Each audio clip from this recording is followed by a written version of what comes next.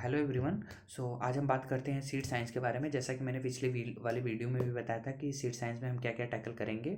तो seed science में मैं सीड के टेक्नोलॉजी को, seed structure, seed viability, seed purity, seed breaking, seed classification, SMR, SSR, isolation distance और फिर उसके बाद कुछ बेसिक जो टर्मोलॉजी जैसे पॉलिनेशन वगैरह से हो जाएगा सीड जर्मिनेशन से, उसको हम कवर करेंगे। ठीक है। तो इस वाली वीडियो में बात करते हैं कि एक्चुअल सीड होता क्या है, या सीड का निर्माण कैसे होता है, या सीड का फॉर्मेशन कैसे होता है, सीड बनता कैसे है। ठीक है। तो पहले कुछ कुछ मतलब कि कुछ कुछ पॉइंट है, पहले उसको आप समझ लीजिए। उसके बाद आपको और आसानी होगी कि सीड एक्चुअल होता क्या है, और सीड को समझने में भी आसानी होगी कि सीड का फॉर्मेशन किस टाइप से होता है। ठीक है। तो पहले तो आप लोग ये जानते होंगे कि दो टाइप के रिप्रोडक्शन होते हैं, एक सेक्सुअल होता है, एक ए सेक्सुअल होता है। सभी लोग जानते हैं। सेक्सुअल का मतलब होता है कि मेल और फीमेल गैमेट आपस में फ्यूज होते हैं। एक पार्ट और एक फीमेल पार्ट, दोनों आपस में फ्यूज होते हैं, उसी को हम सेक्सुअल रिप्रोडक्शन कहते हैं, सीधी सीधी। और जो ए सेक्सुअल रिप्रोडक्शन होता है उसमें कोई एक ऑर्गन, ए सेक्सुअल को वेजिटेटिव रिप्रोडक्शन भी बोलते हैं। ठीक है। तो ए सेक्सुअल का मतलब होता है कोई एक ऑर्गन, चाहे मेल हो चाहे फीमेल हो, उन्हीं से ही एक नए पौधे का निर्माण हो जाता है, या उन्हीं से ही किसी नए जीव का निर्माण हो जाता है, तो उसे हम एसेक्सुअल रिप्रोडक्शन कहते हैं। ठीक है। तो बेसिकली जो सीड होते हैं वो हमेशा सेक्सुअल रिप्रोडक्शन से, सबसे पहला क्वेश्चन यही पूछा जाएगा कि जो सीड होते हैं वो कैसे बनते हैं, तो वो बनते हैं सेक्सुअल रिप्रोडक्शन से। याद रखना, जो सीड होते हैं वो हमेशा सेक्सुअल रिप्रोडक्शन से बनते हैं। ठीक। अब एक्चुअल सीड बनता कैसे है, तो सीड का मैंने बताया था कि सेक्सुअल रिप्रोडक्शन में क्या होता है, मेल और फीमेल दोनों आपस में फ्यूज होते हैं और सीड बन जाता है। तो ऐसे थोड़ी ना है कि मेल और फीमेल आपस में फ्यूज हुए बस सीड बन गया। सीड के बनने में बहुत सारी प्रोसेस होती हैं। सीड का स्ट्रक्चर जब आप आगे बताएंगे तो सीड का स्ट्रक्चर में क्या क्या होता है, पहले उसको आप समझेंगे तब आपको समझ में आएगा कि एक्चुअल सीड बनता कैसे है। तो देखिए, फीमेल का काम अलग है, मेल का काम अलग है। मेल का काम है एंथर को स्टिग्मा तक पहुंचाना। अब स्टिग्मा क्या होती है, ओवरी क्या होता है, ओव्यूल क्या होता है, मैं एक आपको फोटो भेजूंगा, उस फोटो को आप देखिएगा, वहां पे आपको समझ में आएगा कि स्टिग्मा कहाँ पे पाई जाती है, ओवरी कहाँ होती है और ओव्यूल कहाँ होते हैं। स्टिग्मा जो होती है वो फीमेल की सबसे एक्सेस पॉइंट होती है, सबसे ऊपर पाई जाती है। ठीक है। और वो एक ट्यूब से जुड़ी हुई होती है, वो ट्यूब होती है और ट्यूब के नीचे होती है ओवरी, और उस ओवरी के अंदर होता है ओव्यूल। तो क्वेश्चन एक्चुअल बनता कहाँ से है, पूछा कहाँ से जाता है कि सीड किससे बनता है। सबसे पहला क्वेश्चन और बेसिक क्वेश्चन, और बहुत सारे बच्चों को ये मुझे नहीं लगता कि पता होगा, यदि पता तो अच्छी बात है। सबसे पहला क्वेश्चन पूछा जाता है कि सीड कहाँ से बनता है, तो सीड हमेशा बनता है ओव्यूल से। पहले डायरेक्ट क्वेश्चन याद रखिए, उसके बाद मैं बताऊंगा डिटेल में कि क्या क्या इसका फॉर्मेशन है। तो सीड कहाँ से बनता है, तो सीड बनता है ओव्यूल से। ठीक है। अब अब क्वेश्चन पूछा जाएगा कि फ्रूट किससे बनता है। जैसे सीड किससे बनता है तो वो बनता है ओव्यूल से। फ्रूट किससे बनता है, तो फ्रूट बनता है आपका ओवरी से। पहले इसको याद रखना, पहले मैं डायरेक्ट बता रहा हूँ, फिर इसके बाद मैं डिटेल में बात करूंगा। सीड किससे बनता है, वो बनता है ओव्यूल से। और फ्रूट किससे बनता है, तो फ्रूट बनता है आपका ओवरी से। मैंने बताया कि ओवरी के अंदर ओव्यूल पाया जाता है। ओवरी से क्या बनता है, फ्रूट बनता है। ओवरी से फ्रूट बन रहा है और ओव्यूल से सीड बन रही है। तो फ्रूट के ही अंदर सीड पाया जाता है ना, फ्रूट के ही अंदर। तो ओवरी से फ्रूट बनेगा और ओव्यूल से सीड बनेगा। तो ओव्यूल से जब सीड बनेगा तो वो जाहिर सी बात है कि वो फ्रूट के अंदर ही होगा। तो इसीलिए जो ओव्यूल होता है वो ओवरी के अंदर होता है। पहले इसको क्लियर कर लीजिए, होपफुली आपको क्लियर हुआ होगा। ओवरी जो होती है वो बाहर होती है और उसके अंदर होता है आपका ओव्यूल, और उसी ओव्यूल से सीड बनता है और ओवरी से फ्रूट बनती है। आपको क्लियर हुआ होगा। ठीक है। इम्ब्रियो किससे बनता है, तो इम्ब्रियो बनता है फर्टाइल एग से। ठीक है। अब देखिए, हम लोग एनिमल हस्बेंड्री में भी पढ़ते हैं ब्रीडिंग सिस्टम को। ठीक है। ह्यूमन में भी होता है, एज इट इज़ प्लांट में भी होता है, जितने लिविंग ऑर्गेनिज्म है सभी में होता है। सेक्सुअल रिप्रोडक्शन यदि बेसिकली हो रहा है तो उसमें सभी लोग जानते हैं कि मेल और फीमेल गैमेट आपस में फ्यूज होते हैं। उस फ्यूजन के बाद, ठीक है, मेल और फीमेल गैमेट आपस में फ्यूज होते हैं। फ्यूजन के बाद जाइगोट बनता है। ठीक है। और वही जाइगोट बाद में एम्ब्रियो बनाता है। ये तो पता होगा ना कि मेल और फीमेल आपस में फ्यूज होते हैं, फ्यूज होने के बाद जाइगोट बनता है और वही जाइगोट बाद में एम्ब्रियो बनाता है। ठीक है। और एम्ब्रियो एक्चुअल बनता है किससे, फर्टिलाइज्ड एग से। अब समझते हैं इस प्रोसेस को कि एक्चुअल सीड कैसे बनता है।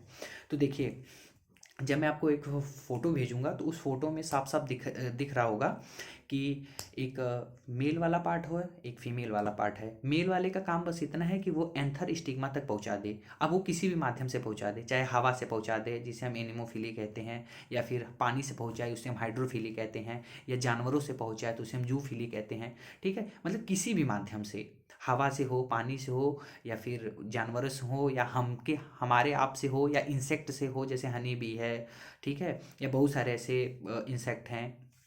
किसी भी माध्यम से बस वहाँ से, बर्ड से हो, मतलब किसी भी माध्यम से बस पहुँच जाए स्टिग्मा तक, उसका काम खत्म। मेल का काम खत्म कि वो एंथर को स्टिग्मा तक पहुँचा दे। अब सारा गेम यहीं से चालू होता है कि अब सीड कैसे बनता है। देखिए, मैंने बताया कि जो स्टिग्मा होती है वो सबसे ऊपर पाई जाती है। ठीक है, स्टिग्मा जो होती है वो एक ट्यूब से जुड़ी होती है। सबसे ऊपर वाले भाग को हम ओवरी कहते हैं, ठीक उसके नीचे ओव्यूल होता है, ये तो आपको पता है। उस ओव्यूल के अंदर, अभी हमने बात की ओवरी, ओवरी के अंदर ओव्यूल, और उस ओव्यूल के अंदर 8 सेल होते हैं। समझिए इसको, स्टिग्मा स्टिग्मा से एक ट्यूब जुड़ी होती है जिसको हम ओवरी कहते हैं। उस ओवरी के अंदर ओव्यूल होता है, इस ओव्यूल के अंदर 8 सेल होते हैं। ठीक है, एकदम ध्यान से सुनिएगा। स्टिग्मा स्टिग्मा के एक ट्यूब से जुड़ी होती है, जो इसके ऊपर ओवरी होती है, उस ओवरी के अंदर ओव्यूल, और उस ओव्यूल के अंदर 8 सेल होते हैं। ये जो 8 सेल होते हैं ये अरेंज कैसे होते हैं, यहाँ से भी क्वेश्चन बनता है कि ये 8 जो सेल होते हैं, कोशिका होती है, वो अरेंज कैसे होती है। इसमें 3 कोशिका ऊपर होती है, 3 कोशिका नीचे होती है, और 2 कोशिका बीच में होती है। इसको याद रखना, जो ओव्यूल के अंदर पाया जाता है, ठीक है, 8 सेल वो अरेंज होती हैं, 3 ऊपर, 3 नीचे और 2 बीच में। ठीक है, यहाँ तक समझ में आया। अब देखिए, अब इसके बाद क्या होता है, कैसे फर्टिलाइजेशन होता है प्लांट में। एंथर जो मेल वाला पार्ट है, मेल गैमेट है, वो एंथर स्टिग्मा को दे दिया, किसी भी माध्यम से आ गई, हवा से आ गई, पानी से आ गई, हमारे आपके माध्यम से आ गई, जानवरों से आ गई, बर्ड से आ गई, इंसेक्ट से आ गई, किसी भी माध्यम से बस स्टिग्मा तक आ गई। जो एंथर देता है, जो मेल गैमेट अपना एंथर या पॉलन देता है, उस पॉलन में 2 प्रकार के न्यूक्लियस होते हैं जिसे हम केंद्रक कहते हैं। और उस न्यूक्लियस में आप जानते हैं ना, डीएनए आरएनए वगैरह होता है। जो डीएनए होता है वो जेनेटिक मटेरियल होती है, उसमें जो एक अनुवांशिक कैरेक्टर होता है जो एक जनरेशन से दूसरे जनरेशन में शिफ्ट करता है। ठीक, तो जो पॉलन उसने देता है, जो एंथर ने अपना पॉलन दिया, उसमें 2 तरीके की न्यूक्लियस होती है। एक न्यूक्लियस होती है जिसको हम वेजिटेटिव न्यूक्लियस बोलते हैं, और एक न्यूक्लियस होती है जिसे हम जेनेटिक न्यूक्लियस बोलते हैं। ठीक है, जो एंथर ने अपना पॉलन दिया है, उस पॉलन में 2 प्रकार के न्यूक्लियस होते हैं, एक को वेजिटेटिव न्यूक्लियस बोलते हैं और एक को जेनेटिक न्यूक्लियस बोलते हैं। और इन दोनों का काम है, अभी मैं बताऊंगा कैसे। अब एंथर ने स्टिग्मा को दे दिया अपना पॉलन, यहाँ से तैयार है, एंथर का काम खत्म, मेल गैमेट का काम खत्म। अब जो उसने पॉलन दिया है उसमें मैंने 2 न्यूक्लियस बताया, एक वेजिटेटिव और एक अपना जेनेटिक। तो जो एंथर होता है, मैंने बताया कि एंथर जो होता है फीमेल का सबसे ऊपर वाला पार्ट होता है। तो एंथर जो होता है वो एग तक पहुंचता कैसे है। जो एंथर होता है वो, जो ओव्यूल के अंदर सेल्स हैं, उसी सेल्स में एग होती हैं। पहले इसको समझ लीजिए कि ओव्यूल्स में जो सेल्स होती हैं वो कैसी होती हैं, या क्या क्या उसमें फंक्शन होते हैं, या क्या क्या चीज़ें होती हैं। तो जो ओव्यूल होता है उसमें मैंने बताया 8 सेल होती हैं, 3 ऊपर, 3 नीचे, 2 बीच में। ठीक है, उसमें से 3 जो सेल होती हैं उसे हम एंटीपॉडल सेल कहते हैं। ठीक है, जो 3 नीचे की सेल होती हैं, चाहे ऊपर की हो चाहे नीचे की हो, कहीं भी हो सकती, यदि जहाँ पे उस सेल में एग होगा, ठीक है, एग हमेशा या तो ऊपर वाले 3 में होगा, किसी एक में, ऊपर के 3 में किसी एक में, या तो नीचे के किसी 3 में एक में होगा। जहाँ पे सेल होगा उसके दोनों बगल में इससे जो सेल होता है, एग होता है, जो एग है वो हमेशा बीच में होता है। और उस बीच में, मतलब वो जो एग होता है वो बीच में होता है, और उसके साइड साइड में सिनर्ग्रिड सेल होती हैं। सिनर्ग्रिड सेल का काम है कि वो एग को फूड मटेरियल प्रोवाइड कराती हैं। ठीक है, और जो एंटीपॉडल सेल होता है उसका कोई फंक्शन नहीं है, मतलब कोई यूज नहीं है। ठीक है, वो ऐसे ही एज इट इज पाई जाती है। और जो बीच की 2 सेल हैं, ठीक है, मैंने बताया ना, जो बीच में 2 सेल पाई जाती हैं उसको हम सेकेंडरी न्यूक्लियस बोलते हैं। ये तो आपको समझ में आया ना कि ओव्यूल के अंदर 8 सेल होती हैं, 8 सेल में 3 ऊपर, 3 नीचे, 2 बीच में। तो 3 जो ऊपर होती हैं तीन जो ऊपर हैं उन जो तीनों के बीच में होती है उसी हम एग बोलते हैं, और इस एग के बगल बगल में साइड में सिनर्गिड सेल होती हैं। ये सिनर्गिड सेल फूड मटेरियल देने का काम करती हैं, ठीक है, किसको, एग को। और जो नीचे की तीन सेल होती हैं, ठीक है, वो एंटीपॉडल सेल होती हैं, उसका कोई यूज नहीं होता। और जो बीच की बची दो सेल हैं उसको हम सेकेंडरी न्यूक्लियस कहते हैं। अब इस सेकेंडरी न्यूक्लियस का काम है, और जो बीच की सेल हैं, जो बीच का एग है उसका काम है। अब ये समझ गए कि एंथर आ गया स्टिग्मा पर। जो उसने पॉलन दिया उसमें दो प्रकार के न्यूक्लियस हैं, एक वेजिटेटिव न्यूक्लियस है, एक जेनेटिक न्यूक्लियस है। वेजिटेटिव जो न्यूक्लियस होता है वो लगातार सेल डिवीजन के थ्रू एक पॉलन ट्यूब बनाता है, और उसी पॉलन ट्यूब से जो जेनेटिक न्यूक्लियस है वो नीचे आता है।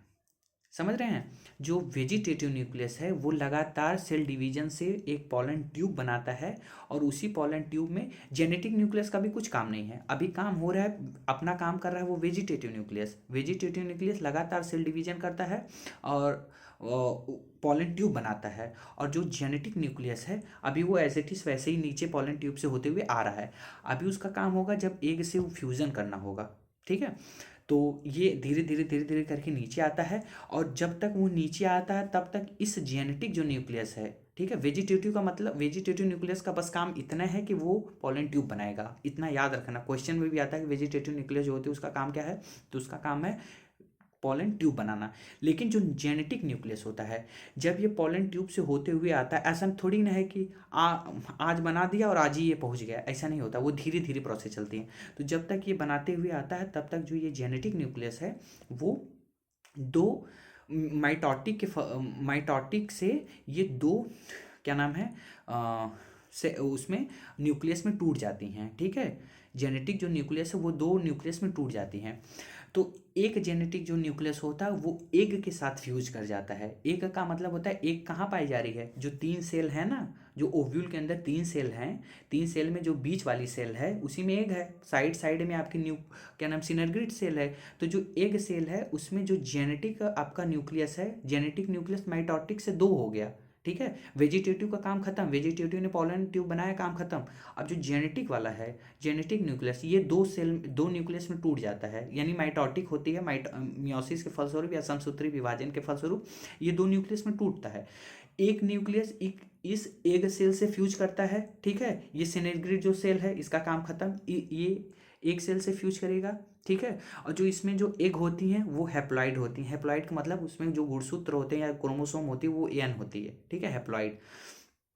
जो जेनेटिक न्यूक्लियस आ रहे हैं वो भी हैप्लॉइड है, और जो एग है वो भी हैप्लॉइड है। तो ये दोनों आपस में फ्यूज होकर डाइप्लॉइड बनाते हैं, जिसे हम 2n कहते हैं। आप जितने भी उसमें पढ़ते हैं क्रोमोसोम नंबर, तो उसको डिनोट करते हैं 2n से ना। लेकिन जो मतलब सीडलेस होती हैं उनको, वो तो एक्सेप्शन है, उसको बारे में बाद में बताएंगे। लेकिन ज़्यादातर जो होती हैं वो 2n होती हैं, ठीक है, डिप्लॉइड होती हैं। तो एक आपका जेनेटिक न्यूक्लियस वो एन है, ठीक है, हैप्लॉइड है, और एक आपका एग है वो भी हैप्लॉइड है, एन है। दोनों आपस में फ्यूज करते हैं, दोनों जैसे ही आपस में फ्यूज करेंगे वो डिप्लॉइड बन जाएंगे। अब आपके मन में क्वेश्चन एक बना होगा, यदि आप इसको समझे होंगे तब, कि सर आपने तो एक न्यूक्लियस का आपने फर्टिलाइजेशन करवा दिया, फ्यूज़न करवा दिया, कि एक न्यूक्लियस जेनेटिक आया और उसने एक से फ्यूज कर लिया। लेकिन आपने एक क्वेश्चन, एक बात और मेंशन की थी, और मेंशन क्या की थी, कि ये जो जेनेटिक न्यूक्लियस है ये मियोसिस के फलस्वरूप दो न्यूक्लियस में टूटा है, तो एक न्यूक्लियस कहाँ गया। क्वेश्चन ये है ना कि एक न्यूक्लियस कहाँ गया। ऐसे क्या उसी में पड़ा रहा, पॉलन ट्यूब में पड़ा रहा, क्योंकि वेजिटेटिव जो न्यूक्लियस है, जो पॉलन में दो न्यूक्लियस हैं, वेजिटेटिव और जेनेटिक, तो वेजिटेटिव तो पॉलन ट्यूब बना के काम खत्म उसका हो गया। जो जेनेटिक है वो मियोसिस से दो न्यूक्लियस बनाया है, तो एक न्यूक्लियस उसका कहाँ गया। तो जो एक बचा न्यूक्लियस है वो जो बीच में पाया जा रहा है ना सेल, जिसको हम सेकेंडरी न्यूक्लियस बोले थे, याद है आपको। जैसे तीन ऊपर सेल थी, तीन नीचे सेल थी, दो बीच में सेल होती हैं, ठीक है, दो बीच में सेल होती हैं, उस दो जो सेल होती हैं उसी को हम न्यूक्लियस बोलते हैं, ठीक है, यानी सेकेंडरी न्यूक्लियस बोलते हैं। तो एक जो बचा है मेल वाले का, जेनेटिक ने जिसने मियोसिस किया है, एक जो न्यूक्लियस बचा है वो इस सेकेंडरी न्यूक्लियस से फ्यूजन कर लेता है। और जो ये सेकेंडरी न्यूक्लियस होती है इसमें 2n, यानी ये डिप्लॉइड होती हैं, और जो जेनेटिक आपका न्यूक्लियस आ रहा है वो हैप्लॉइड होता है। तो ये दोनों आपस में जुड़कर 3n बनाती हैं, ठीक है। तो इसमें देखिए क्या क्या बना, आपको पता चला क्या क्या बना। एक तो आपको बन गया डिप्लॉइड बन गया, और एक बन गया आपका ट्रिप्लॉइड। ठीक है। तो क्वेश्चन कहाँ से पूछा जाता है, अब यहाँ पे सबसे बड़ा मुद्दा है। तो क्वेश्चन ये पूछा जाएगा कि जो सेकेंडरी न्यूक्लियस है वो जब आपस में फ्यूज करती है, सेकेंडरी न्यूक्लियस मेल गैमेट के आपस में जब फ्यूज़न होता है तो उससे क्या बनता है, तो उससे बनता है आपका इंडोस्पर्म। याद रखना, जो सेकेंडरी न्यूक्लियस होती है, जो बीच में पाई जा रही है न्यूक्लियस, उसका जब मेल गैमेट से फ्यूजन होगा तब क्या बनता है, वो बनता है एंड्रोस्पर्म। और ये पोलाइडी में कैसे होते हैं, तो ये पोलाइडी में ट्रिप्लॉइड होते हैं, यानी इनके अंदर 3n क्रोमोसोम होता है। तो इसको एकदम अच्छे से याद रखना कि जितने भी इंडोस्पर्म होते हैं ऑलमोस्ट वो सारे के सारे 3n पोलाइडी में होते हैं। ठीक। और जो आपका सीड बना है, ठीक है, वो बनता है, जो जाइगोट बना है वो बना है आपका डिप्लॉइड। जाइगोट कैसे बना है, जाइगोट बना है, जेनेटिक न्यूक्लियस है, जेनेटिक न्यूक्लियस का जो जेनेटिक न्यूक्लियस में जो एक न्यूक्लियस है वो आके एग से फ्यूजन करता है तो वो बनता है डिप्लॉइड। और उसी जेनेटिक न्यूक्लियस का एक न्यूक्लियस जब आके सेकेंडरी न्यूक्लियस से फ्यूजन करता है तो वो बनता है ट्रिप्लॉइड। और उसी सेकेंडरी न्यूक्लियस और मेल गैमेट के फ्यूजन से बनता है आपका इंडोस्पर्म। तो इंडोस्पर्म 3n होता है और जो जाइगोट बनता है वो आपका 2n बनता है। ठीक। होपफुली आपको ये अच्छे से समझ में आया होगा। यदि समझ में नहीं आया तो कोई बात नहीं, आप फिर प्लीज़ बताइएगा, मैं फिर से इसमें वीडियो डाल दूंगा। ठीक। अब कुछ बेसिक बेसिक बातें जान लेते हैं कि जो सीड होती है उसमें क्या होती हैं। तो सभी लोग आप लोग जानते हैं कि मतलब आप लोग होपफुली, मुझे नहीं पता कि आप जानते हैं कि नहीं जानते हैं, मैं बता देता हूँ। ये तो आपको जान गए कि सीड किससे बनता है। कोई आपसे पूछे तो आंख बंद करके बताना सीड किससे बनता है, तो वो बनता है ओव्यूल से। कोई पूछे फ्रूट कैसे बनता है, तो वो बनता है ओवरी से। क्योंकि दिमाग से समझिए कि सीड कहाँ होता है, फ्रूट के अंदर होता है, तो ओवरी कहाँ होती है, ओवरी कहाँ होती है, वो भी ओवरी क्या होता है, ओवरी से फ्रूट बन रहा है, तो ओव्यूल कहाँ होता है, ओवरी के अंदर होता है। इससे भी आप समझ सकते हैं। और उसके बाद क्या नाम, एम्ब्रियो कैसे बनता है, तो एम्ब्रियो बनता है फर्टाइल एग से। ठीक है, जब दो गैमेट आपस में फ्यूज होंगे तो जाइगोट बनेगा, इसी जाइगोट से एम्ब्रियो बन जाता है। तो ये क्वेश्चन आपको बन गया। ठीक। सीड में कुछ कुछ पार्ट होते हैं, पहले उसको समझ, मतलब सीड में कुछ पार्ट हैं उसको समझ लीजिए।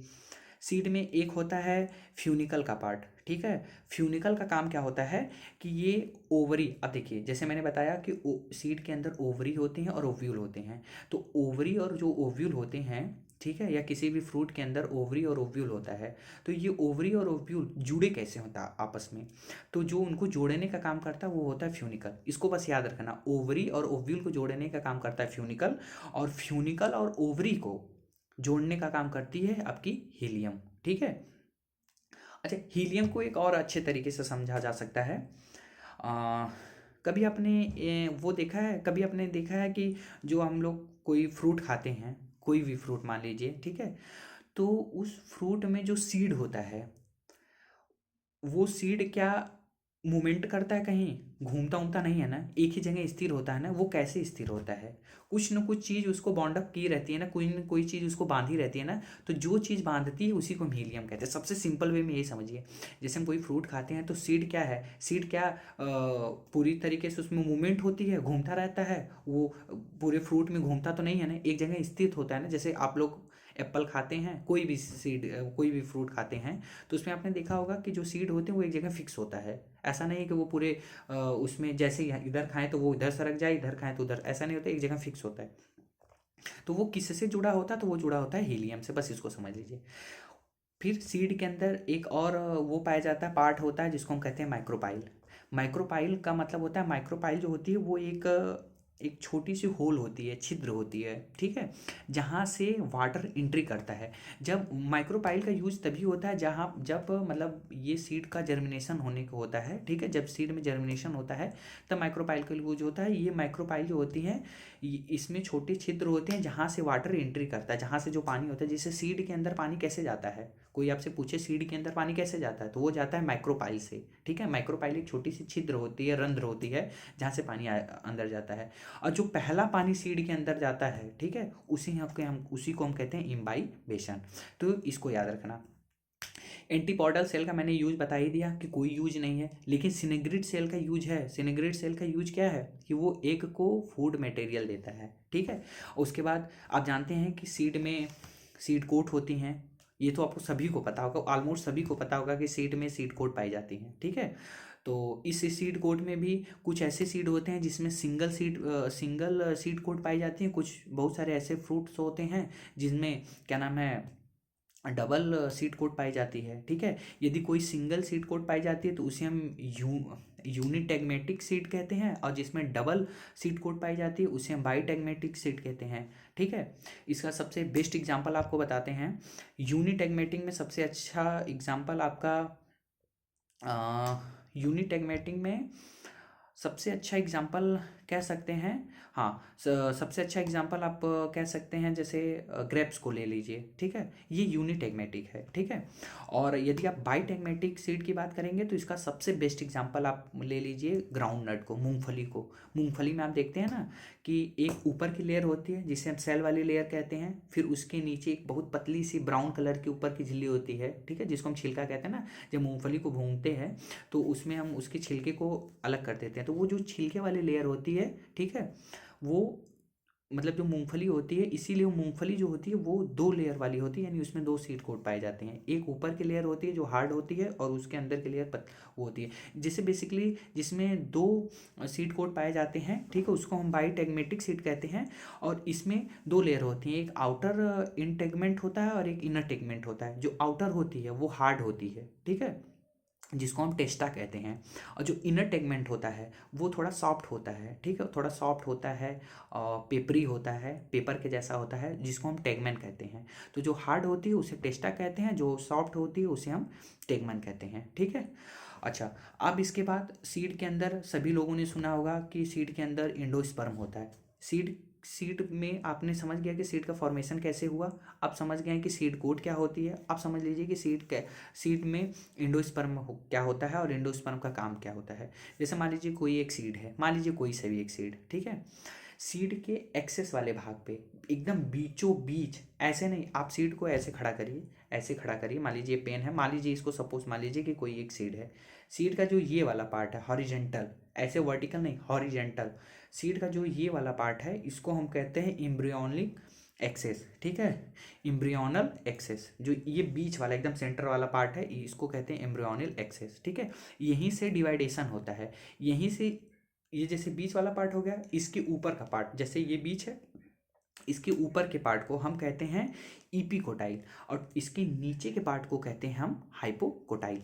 आपको पता नहीं मुझे होगा कि नहीं होगा, लेकिन इसको सुन लीजिए कि ये सीड है, सीड के अंदर ये एक सीड में इम्ब्रियो होता है, उस इम्ब्रियो के एक्सेस को कहते हैं एम्ब्रियोनल एक्सेस, ठीक है। उस एम्ब्रियोनल एक्सेस के अपर वाले पार्ट को हम कहते हैं इपिकोटाइल, और डाउनवर्ड वाले पार्ट को हम कहते हैं हाइपोकोटाइल। और इपिकोटाइल से हमेशा प्लम्यूल बनता है, यानी सूट बनता है, और हाइपोकोटाइल वाले भाग से हमेशा रेडिकल बनते हैं। हाइपोकोटाइल से रेडिकल बनता है, और उस रेडिकल से हमेशा रूट बनते हैं। हाइपोकोटाइल के नीचे रेडिकल होता है, उस रेडिकल से रूट बनता है, और इपिकोटाइल के ऊपर प्लम्यूल होता है जिससे सूट बनता है। तो ये था। अब एक डिफरेंस मैं बताता हूँ कॉटिलीडन का, और आपको इसका इंडोस्पर्म का, कि उसमें अंतर क्या होता है। देखिए, कॉटिलीडन आप समझते हैं, कॉटिलीडन या इंडोस्पर्म दोनों फंक्शन एक ही है दोनों का, ठीक है, फंक्शन एक ही है। कॉटिलीडन और इंडोस्पर्म दोनों फूड मटेरियल प्रोवाइड कराते हैं, किसको, सीड को, ठीक है। जब सीड का जर्मिनेशन होना होता है तो उस समय, या उसके अंदर यदि कॉटिलीडन है तो उसका भी काम फूड मटेरियल प्रोवाइड कराना है सीड को, और यदि एम्ब्रियो है तो उसका भी काम है एम्ब्रियो को, क्या नाम है, अरे सीड को फूड मटेरियल प्रोवाइड कराना, ठीक है। जो कॉटिलीडन होती है वो बेसिकली डाइकॉट प्लांट में पाई जाती है, और जो इंडोस्पर्म होती है वो बेसिकली मोनोकॉट में पाई जाती है, ठीक है। कॉटिलीडन जो होती है वो बेसिकली डाइकॉट में पाई जाती है। जो देखिए, जैसे इम्ब्रियो से आगे यदि सिंगल कॉटिलीडन है तो उसे मोनोकॉट कहते हैं, ये तो पता है ना, एक कॉटिलीडन है तो उसे मोनोकॉट, और यदि दो कॉटिलीडन है तो उसे डाइकॉट कहते हैं।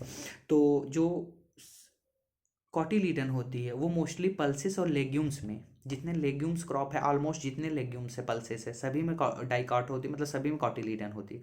और जितने सीरियल्स क्रॉप हैं सभी में इंडोस्पर्म होता है, इसको याद रखना। जितने भी पल्सेस या लेग्यूम्स हैं सभी में कॉटिलीडन होता है, और जितने सीरियल्स हैं सभी में इंडोस्पर्म होता है। जी जिस जो सीड एंडोस्पर्म से बना होता है, ठीक, उसको हम एंडोस्पर्मिक सीड बोलते हैं। ठीक है, एंडोस्पर्मिक सीड या एल्बुमिनियस सीड बोलते हैं, ये एक नया टर्म है। जैसे एंडोस्पर्म से बना होगा तो एंडोस्पर्मिक सीड सभी लोग समझ सकते हैं, लेकिन उसको साथ ही साथ एल्बुमिनियस सीड भी कहते हैं। और जो सीड एंडोस्पर्म से नहीं बना होता है उसे हम, क्या नाम है, नॉन एंडोस्पर्मिक सीड या ईयक्स एल्बुमिनियस सीड भी बोलते हैं। ठीक है, इसका सबसे बेहतरीन एग्जांपल एंडोस्पर्मिक सीड में है कि सारे के सारे मोनोकॉट, और मतलब सारे के सारे सीरियल्स, एक को छोड़कर, जिसको हम पैथोस कहते हैं। पैथोस मतलब मनी प्लांट, आपने देखा होगा। और नॉन एंडोस्पर्मिक में लेग्यूम्स हैं, एक को छोड़कर, वो है कैस्टर, रिचनेस, कैनेसिस। ठीक है, यूफोर्बिएसी फैमिली का है, तो इसको छोड़ देते हैं। तो होपफुली आपको ये वाला पार्ट समझ में आया होगा। यदि समझ में नहीं आया है तो कोई कंसर्न वाली बात नहीं, आप प्लीज़ मुझे बता दीजिएगा। यदि देखिएगा तो बता दीजिएगा, जिससे कि मैं एक और इस पर कवर कर दूं। अब अगला जो पार्ट होगा वो सीड पीओटी को लेके होगा। तो okay, thank you so much and take care all of your self.